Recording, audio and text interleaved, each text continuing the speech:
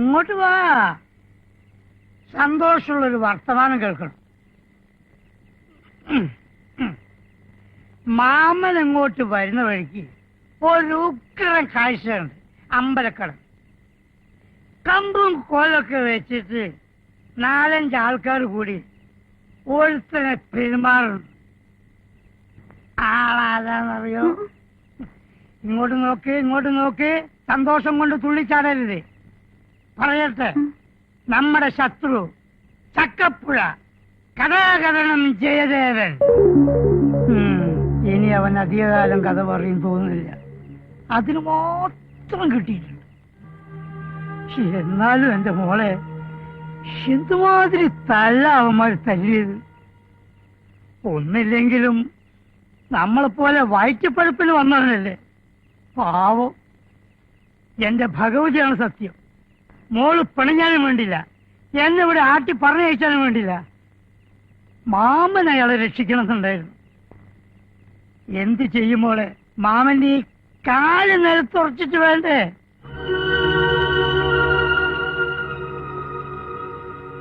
മോളെ എന്തു പറ്റി? മോള് അയാളെ ഇത് കൂട്ട?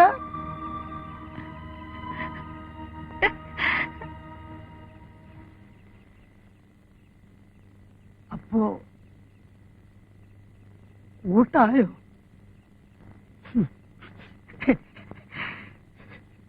എന്റെ ഭഗവതി.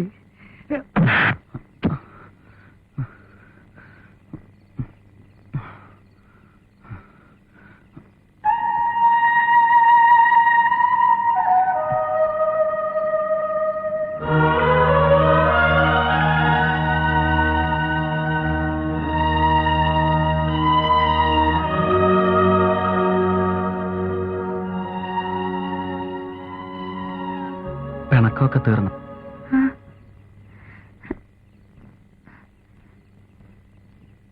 ഒരുപാട് വേദനിച്ചോ? ഈ പാതിരായ്ക്ക് ഇങ്ങോട്ട് ഓടി വരണം ആരെങ്കിലും കണ്ടാല്? പാതിരായ്ക്ക് ഒരാൾ ഇറങ്ങി കിടന്നിട്ട് ഇങ്ങനെയൊക്കെ ആയാൽ എങ്ങനെയാ വരാണ്ടിരിക്കുക? തന്നെ എന്നെ ഇങ്ങനെ ഒരിടത്ത് ഈ നേരത്ത് കണ്ടാല് ആളോള് എന്താ പറയാന്നറിയോ? പറഞ്ഞോട്ടെ, പറയണത് എനിക്ക് ഇഷ്ടാ.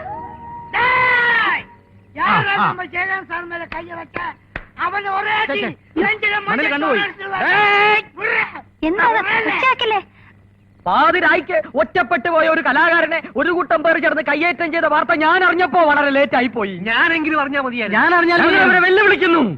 നമുക്ക് ഒരുമിച്ച് നീങ്ങാം. അതെ അതെ, ശത്രുവിനെതിരെ.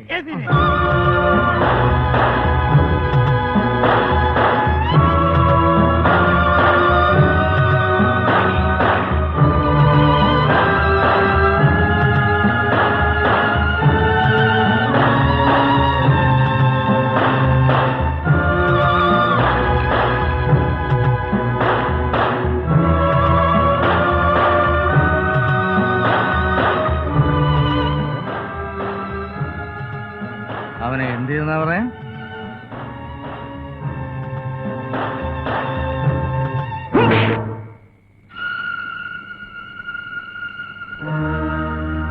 മാട്ടും മാതിരിയും കണ്ട് നിന്റെ എല്ലാം ഈ കാര്യത്തിനയച്ച എന്നെ വേണം പറയാൻ. സാധിക്കില്ലേ? പറയടോ, ഞാൻ തന്നെ പോവാം. അത് വേണ്ട. ഇണങ്ങി നിൽക്കുന്നവർക്ക് ഞാൻ എന്നും തിരുമേനയാണ്. ഇണങ്ങിയാൽ ഇത് നിങ്ങൾക്കും ബാധകമാണ്. മറക്കണ്ട. പൊക്കോ.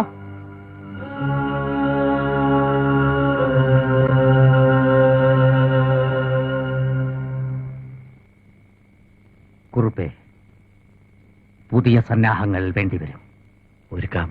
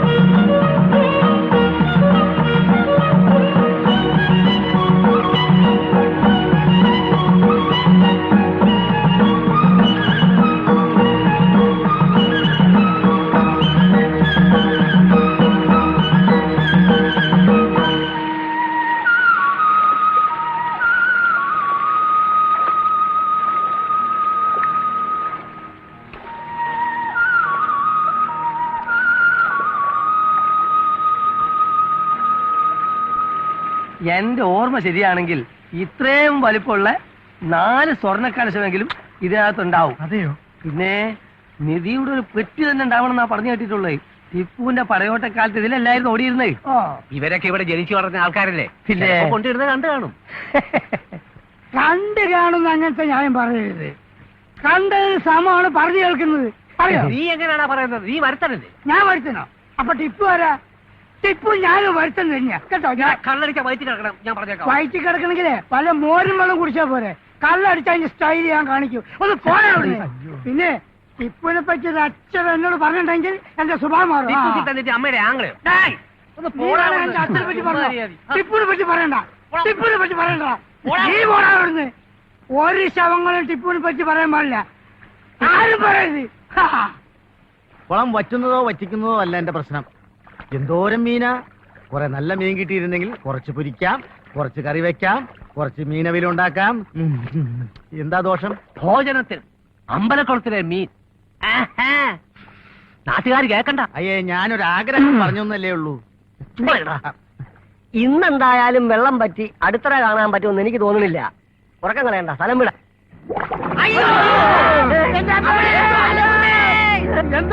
നിധി മുമ്പാ പൊങ്ങുന്നേ.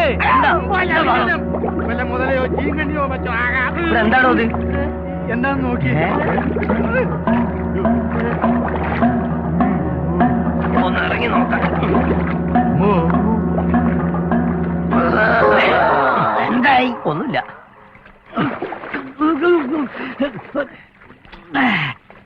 കരയുവാണ്. അത് മനസ്സിലായി. ആ, എന്താ ഇവിടെ? നായരെ, നിങ്ങളല്ലേ പറഞ്ഞത് ഇതിലെ ടിപ്പുവിന്റെ പടയോട്ടുണ്ട്, ഇതില് നിധി ഉണ്ടെന്ന്? അതെ. ആ, അതിന് ഒറ്റക്കെണ്ടായിരിക്കല. ഹൈ, ഒറ്റയ്ക്കില്ല. ഈ നിധി എടുത്തിട്ട് ഈ ഗ്രാമത്തിന് ഒറ്റ കള്ളുഷാപ്പുള്ളൂ. എത്രയോ ജനങ്ങൾ ഇവിടെ കഷ്ടപ്പെടുന്നത്. അവർക്ക് കള്ളുഷാപ്പ് തുടങ്ങാനാ ഞാനിത് എടുക്കുന്നത്. നാട്ടുകാര് നിധി ഇതാ ഒറ്റക്കെട്ട്. ഏയ്, யாரும் கிட்ட வரக்கூடாது. ஒரே அடி நெஞ்சில மாஞ்சிட்டோம்.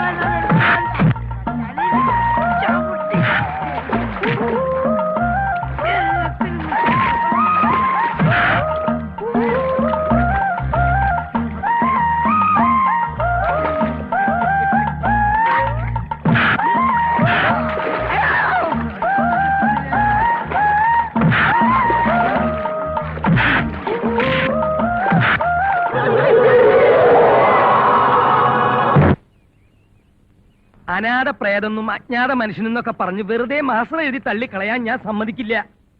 ഈ ചരിത്ര പുരുഷന്റെ അസ്ഥികൂടം ആരുടേതാണെന്ന് വ്യക്തമായിട്ടുള്ള ഉത്തരം എനിക്കുണ്ട്. അസ്ഥികൂടം ആരുടേതെന്ന് അറിയാവോ? എനിക്കറിയാം. എന്നാ പറയൂ. അത് ഞാൻ പറയേണ്ടവരോട് പറഞ്ഞോളാം. ആരെയെന്ന് വെച്ചാ പറയണോ? അതൊരു തുക്കട ചായക്കടക്കാരനോട് പറയാനുള്ളതല്ലടോ.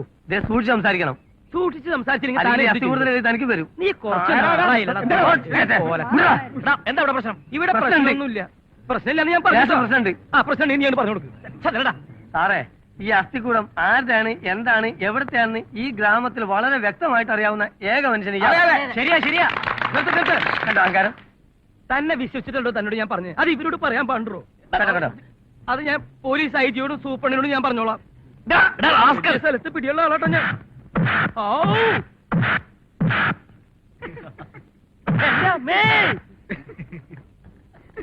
ഇടിക്കല്ലേന്ന്. നിനക്കെന്താ വേണ്ടേ? കൊല്ലല്ലോ. ഇനി ഇതും കൂടിയേ ഉള്ളൂ. ഊരാൻ പറഞ്ഞ